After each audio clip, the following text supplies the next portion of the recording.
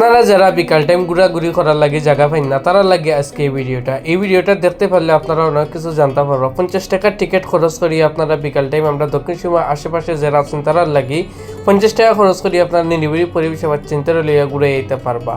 এখন আছি আপনারা লগে আপনারা ফাহিম শেখ আমি ঠাকুরবাড়ি লইয়া আজকে একটা ছোট্ট একটা ভিডিও দিব ছিলাম। ঠাকুরবাড়ি অবশ্যই আপনারা সবে চিনেন, সব গেছেন, অনেকবার অনেক জায়গাত গেছেন, কিন্তু বর্তমানে যে ভিতরের সাইডটা ঠাকুরবাড়ি যে গড়গুলো আছে গড়গুলো সুন্দর করে সাজ করা আর কাজ চলে, আর এগুলো বর্তমানে অফ আছে। আপনারা দেখাইলাম আসল জিনিসটা যে ওই দোকা ঠাকুরবাড়িতে ছাদটা দোয়াইছে কাঠের ছাদ, আর এইটাই মেইন আকর্ষণ। পুরানা বাড়িগুলোতে বিভিন্ন ধরনের অনেক ঐতিহাসিক কিছু জানা যায়। এখন আমি ঠাকুরবাড়ির গেটের উপরে থেকে ঠাকুরবাড়ির পুকুরির পাড়টা আপনাদের লগে শেয়ার করলাম।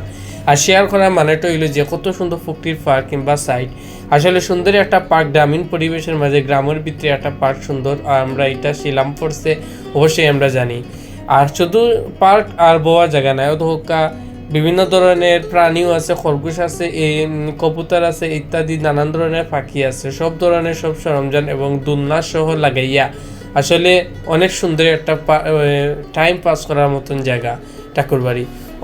আমি অনেকবার গেছি, অনেক সময় গেছি, কিন্তু এই ধরনের ভিডিও করছি না। আজকে একটা ভিডিও করে আপনার লগে শেয়ার করবো। বওয়ার স্থানটা দেখলানি, ইনো বইয়া পিছনে ক্যান্টিন আছে, আপনারা ক্যান্টিনতে এনে অর্ডার লইয়া বইয়া শান্তিতে খাইতে পারবা।